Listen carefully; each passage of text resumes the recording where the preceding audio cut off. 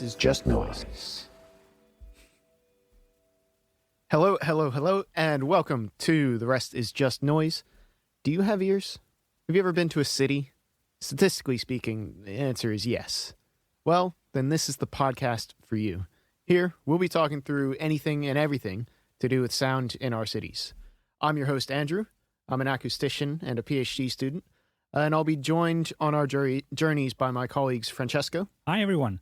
And Tin. Hiya. And we're a group of urban soundscape researchers based at University College London. So why should you listen to this podcast? Well, for one thing, everything else is just noise. But we're also here to help you break through it and find the beauty and science in the sound of our cities. Each episode, we'll be talking to acousticians, architects, designers, engineers, and a few psychologists and neuroscientists to introduce you to the hidden dimension of our urban lives. But first, you should get to know us and why anything we say is worth paying attention to anyway. So to start, Francesco, I think I'd like to ask you one of the questions I want to ask a lot of our guests, which is, how did you get into acoustics? Because we all seem to take some strange paths to get here. Yeah, sure, and that applies to me as well. So I'm an architect by training, and back in 2010, I was studying in my hometown in Naples to get my degree, my master in architecture. And back then, there was a lot of activity and interest around the historic city center of Naples being recognized as a UNESCO cultural heritage site. And part of it was also characterizing its historical soundscapes, you may say. So anything related with the street vendors and quiet areas, the cloisters, the silence of the cloisters, and so on. And I found that kind of approach was fascinating, like being able to describe the intangible aspects and the invisible aspects of the built environment. So I basically enrolled, and I was looking for a topic for my master dissertation, and I got involved with this thing, and I was basically looking for anything that would keep me out on the street as much as possible, doing fun stuff. And so that's how everything began in my case. Why was there that sort of focus on sound and soundscape in Naples at the time? Like, why was that the direction that the research was going then? I think there was an interest for sounds of the past, like historical stuff in a way. But it's still it's a fascinating. I mean, it's and also rare subject. I mean, cultural heritage does take into account all kinds of intangible heritage, like the like festivals, but also, like you said, sound marks. Yeah. But I mean, it's not so common, right? So the Naples case is really. I think we're just very, very noisy people, very loud people, very people who tend to make noise.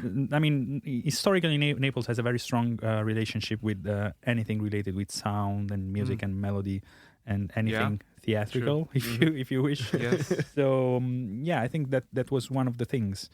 But on that, you've done quite a lot on like historical acoustics and like old amphitheater acoustic sort of stuff as well, right? Yeah, that's part of the thing, like about having an interest towards that's probably my architectural side, like like a fetish for things of the past.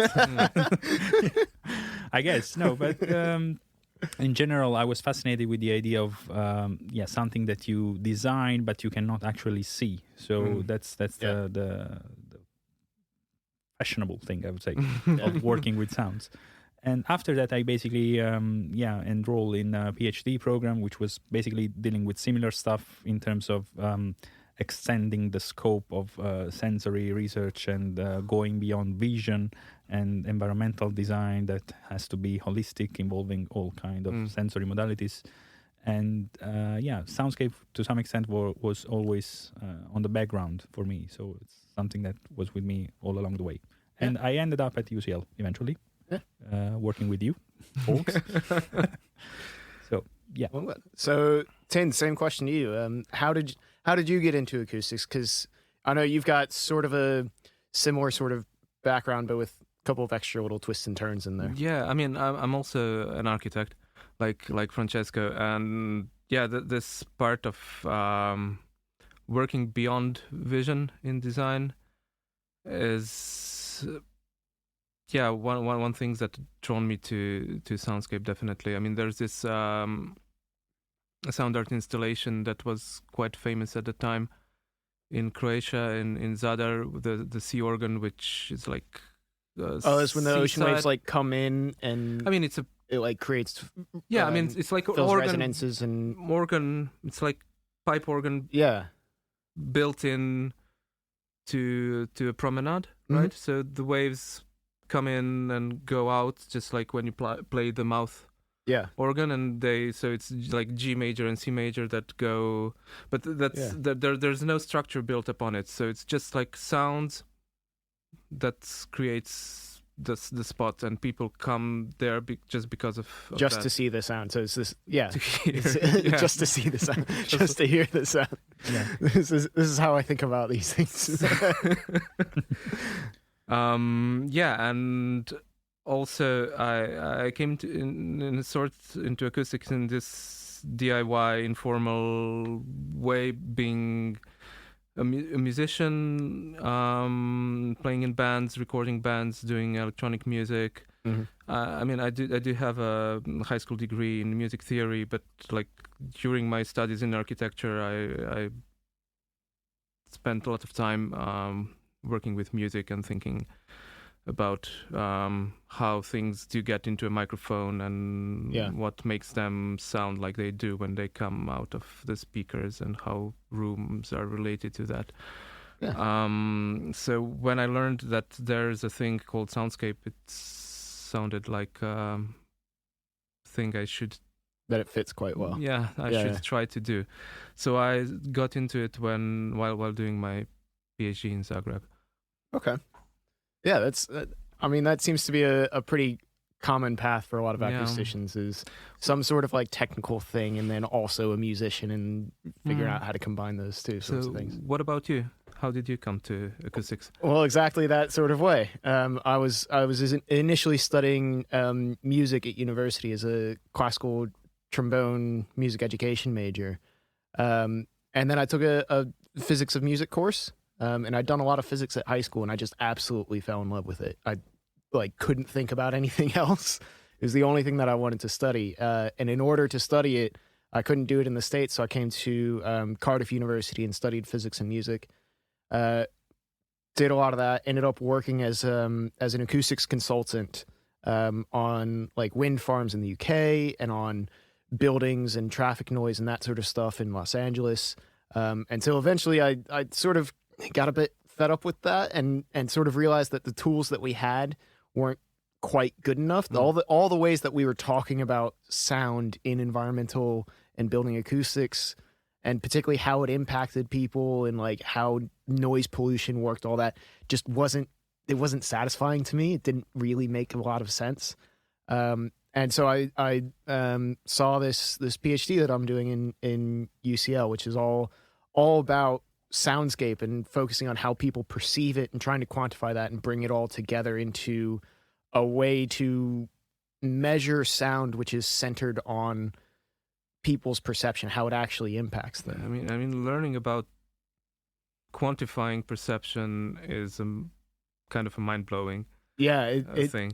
Like, you don't really expect it, because we all, at least for me, coming from physics, it was always, well, you've got your physical quantities, and this is how you measure them, and all those sorts of things, and you've got very structured things.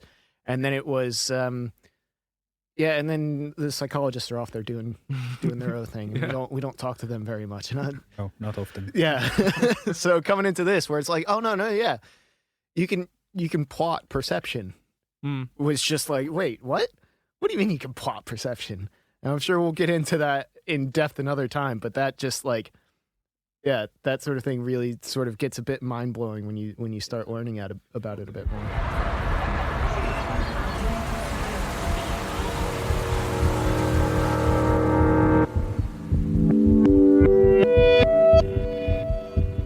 The rest is just noise. Noise is just noise. It's just noise. We are recording. We me closing the doors Yeah. from the outside. So yeah, we go for the outro, I guess, or no? Yeah. So, I think we've touched on little bits and bobs here, and we've given an idea of who we are. But to give an idea for all the listeners of what sort of things you can expect to hear coming from us. Our next episode is going to feature Queen of the Birds, Dr. Ellie Ratcliffe from the University of Surrey, and she's going to talk us through the restorative potential of birdsong, which is just an absolutely fascinating topic because it comes down to like which species of bird are you talking about and what context are you hearing it in and what level is it at and how is it being used. All these sorts of things can come together to influence how restorative birdsong might be, or whether it's restorative or whether it's just really annoying. So we might add a little bird song coming in over top here, and you'll get really annoyed by it. The rest is just noise. So come along and join us for that, and keep an eye out for our future episodes. But I'm Andrew. I'm Francesco. I'm Tin. And this is The Rest is Just Noise, our monthly podcast on sound and cities. Thank you very much. Thank Cheers. you. Cheers. Ciao. Ciao.